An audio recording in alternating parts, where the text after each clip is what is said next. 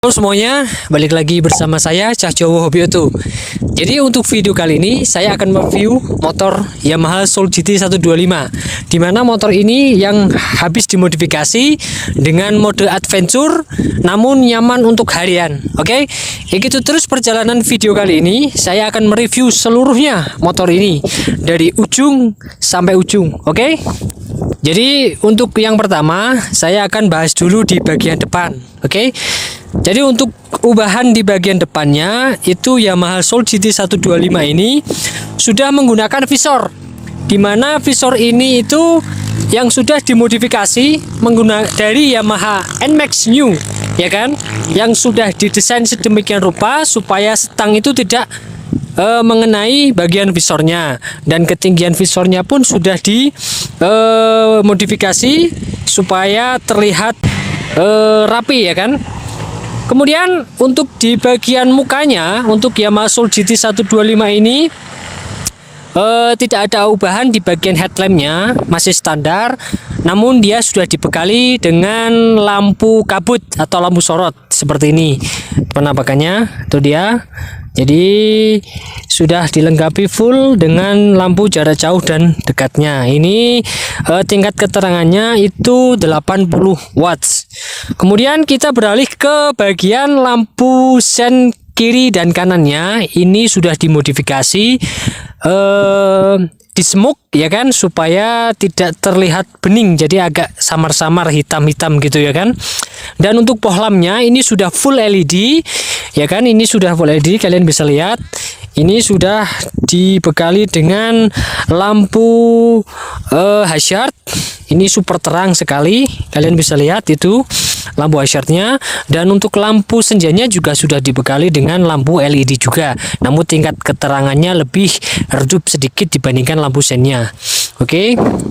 Kemudian untuk spakbor depannya ini menggunakan Yamaha Aerox 125, di mana bottom shocknya ini dimodifikasi karena ini adalah standarnya dari Yamaha Soul GT 125. Jadi biar terlihat terkesan rapi itu kita custom. Dan kemudian untuk shock depannya itu ditinggikan kurang lebih 4 cm, dan di dalam sulingan shocknya sudah dimodifikasi sehingga ketika terjadi benturan itu dia sangat nyaman dan tidak mengenai getarannya sampai ke setang. Kemudian juga untuk di bagian shocknya sudah dilindungi dengan menggunakan karet cover untuk pelindung debu supaya tidak cepat rusak untuk di bagian asnya. Oke. Kemudian untuk masih di bagian depannya itu menggunakan piringan cakram, ya, dengan diameter 260. Ini dia bahannya. Oke. Dan kemudian untuk velg depannya ini menggunakan dari Yamaha Vino Grand, dimana ini jauh lebih lebar karena bawaan standarnya itu 160, ini 165. Dan untuk ban depannya itu dibekali dengan ukuran 100/70 ring 14, ya kan, dengan merek Swallow. Oke, seperti ini penampakannya dan kembangnya seperti ini. Cakep, ini jauh lebih empuk dibandingkan yang versi sebelumnya, yaitu Pirelli. Yang sebelumnya itu menggunakan ban ukuran depan 90/80. Kemudian untuk di pengereman ini saya menggunakan dari S-Max 250 piston, ya kan. Ini yang sudah dicat gold. Kemudian dibikinkan bracket ini supaya bisa cakep terlihatnya untuk piringan 260. Dan selangnya ini menggunakan TDR, ya kan. Oke, ini sudah dibekali dengan sensor speed di sini. Kita bikinkan supaya menggunakan speedometer digital dengan sempurna kinerjanya. Oke, dan untuk di bagian stangnya ini masih menggunakan head grip original. Untuk jalurnya kita menggunakan PCX yang warna gold. Oke. Dan untuk master remnya di sini saya menggunakan Yamaha S-Max 250, dimana untuk menunjang kinerja daripada piston, dua piston itu biar maksimal kita menggunakan dari Yamaha S-Max. Oke. Dan kemudian untuk holder kanannya kita menggunakan Yamaha Vision New. Jadi dimana ini dimanfaatkan untuk sebagai hazard. Oke. Ini dia di sini. Dan untuk spionnya ini saya menggunakan Honda PCX. Tuh. Jadi lebih tinggi. Oke. Dan untuk stang ini kita custom ya. Jadi biar posisi berkendaranya itu nyaman sekali seperti ini. Nyaman, oke. Enak. Oh, ya kan? Jadi diukur tingginya tanpa menggunakan riser. Kemudian untuk speedometernya, ya kita bahas di bagian speedometernya itu dia. Untuk speedometernya kita menggunakan dari Honda CB 500X ya, dimana ini bisa diganti warnanya 7 warna, oke. Dan kemudian untuk cover stangnya kita menggunakan Yamaha X-Red 125 ya, kalian bisa lihat. Jadi untuk jarak stang ininya itu sangat rapi ya dan masuk akal karena memang sudah didesain supaya tidak terlalu ngangkang. Oke. Motor ini masih menggunakan manual, kontaknya belum keyless, memang dari pemiliknya belum ingin mengganti keyless. Oke. Kemudian lanjut untuk di bagian depan lagi, footstep. Untuk footstepnya ini custom juga, ini sangat kuat karena mengikuti sasis ya. Ini footstepnya dari Yamaha Soul GT 125 seperti yang di belakang itu, kita taruh di bawah. Ini sangat membantu sekali karena dari tadi perjalanan kurang lebih 2 jam saya itu tidak merasa kakinya tuh pegel seperti ini gaya berkendaranya. Oke, saat menggunakan footstepnya. Jadi kaki itu kita bisa selonjoran seperti ini ya, karena seperti ini kalau perjalanan jauh pasti sininya pegel banget ini ya. Jadi kita bikin ya biar enak karena tinggi saya sekitar kurang lebih 170. Ini sangat nyaman banget sekali, nggak bikin pegel kakinya. Oke, lanjut kita untuk di bagian jok. Nah, kalian bisa lihat untuk desain joknya ini dimodifikasi tanpa memotong tulang ya kan, ini tanpa memotong tulang. Jadi kita press, kita bikin sedemikian rupa supaya lebar dan pendek. Oke ya, ini dan sudah dibentuk. Ini untuk pantat yang gede itu nyaman banget nih, lihat saya turunin motornya ya biar kalian lihat. Ya, oke segini. Nah coba mas dari samping. Nah ini ya kan, kaki saya napak ya kan segini, dan ini pantat saya itu nyaman banget dibandingkan standar. Ini jauh lebih lebar dan lebih ke belakang. Jadi kalau waktu berkendara seperti ini ya, nyaman banget ini segini. Oke, lanjut. Oke, dan untuk motor ini itu wheelbase-nya, panjang motornya itu sudah ditambah kurang lebih 3,5 cm ya, jadi lebih mundur tentunya ya kan, dan sudah disesuaikan dengan posisi shock breakernya yang belakang ini ya, supaya tidak mengenai box filternya ya kan, sudah diukur sedemikian rupa. Oke, dan kemudian karena motor ini itu sudah ditinggikan kurang lebih sekitar 4 cm ya kan, dan posisi ini bannya biar supaya tidak nempel ke ini, ke tanah, itu standar tengahnya dimodifikasi ya kan, ditinggikan juga, dimodifikasi biar semirip mungkin ya, biar terlihat seperti standar namun dia sudah dimodifikasi, baik yang standar tengah maupun yang standar samping ini juga sudah dimodifikasi. Oke, itu dia. Sip, lanjut untuk yang di bagian ke belakang.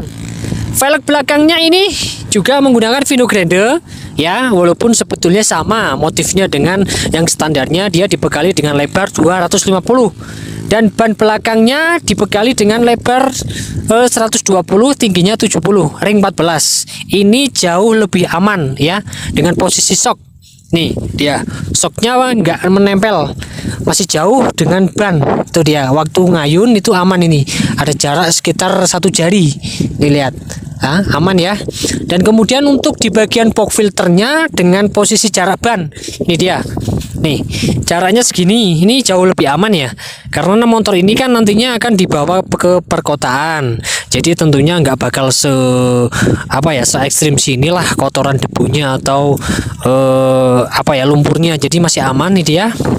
Oh ya, tak lupa juga untuk di bagian pengereman belakang ini sudah dibekali dengan rem cakram belakang, oke, dengan diameter lebar piringan 220 mili. Oke dia. Dan untuk swing armnya ini menggunakan Vario 160. Tentunya yang sudah didesain sedemikian rupa supaya terlihat masuk akal ya, biar cakramnya berada di sini, ya kan? Oke. Dan untuk knalpot samping ini ya, knalpot motor bawaannya ini menggunakan knalpot WRC. Tentunya ini adem banget, aman dari tilang, dan leherannya ini pakai bahan monel, tentunya cepat melepas panas ya. Ini padahal tadi untuk perjalanan kurang lebih ya 2 jam, ini langsung dingin banget ya. Daripada penasaran, langsung kita nyalain aja suaranya. Oke, kita lihat suaranya seperti ini. Oke, kita geber ya.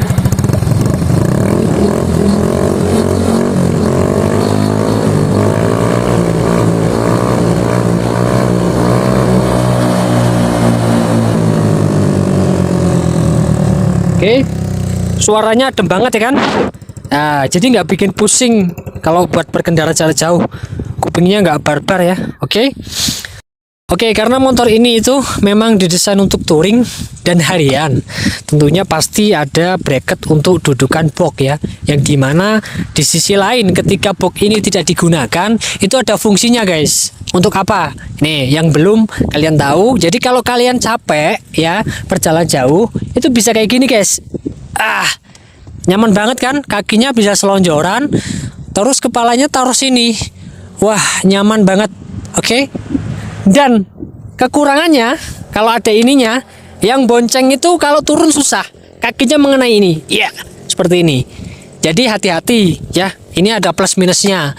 Kemudian untuk waktu kalian ngecek, misalkan kalian mau pompa ban ya, atau pengecek atau ngelap-ngelap seperti ini, kekurangannya itu kepala ini. Kepala kena ini guys ya. Ting, seperti waduh, penyok ini kepala ya. Jadi hati-hati kalau ada ininya. Jadi kepalaku sering terbentur ini. Untung ini ciptaan Tuhan, jadi nggak bakal pecah. Oke, tuh kalian bisa lihat ini desain belakangnya seperti ini. Oke, sangat berkarismatik ya. Simple namun adventure-nya dapat banget. Dan ini tadi buat perjalanan di jalan yang paling rusak sekalipun ya, jalur ekstrim, nyaman banget karena sok belakangnya ini ya, ini memakai Vario 150 ya guys. Nih ya, ini pakai Vario 150, nyaman banget ini, nyaman banget. Sok depan dan belakang itu benar-benar meredam guncangan dari jalanan yang rusak. Oke guys. Oke, tak lupa juga ini motor ini itu untuk mesinnya itu berarti cc-nya naik menjadi 135 cc ya kan. Naik sedikit lah dari standarnya supaya apa namanya mendongkrak kinerja motor yang sudah dimodifikasi seperti ini.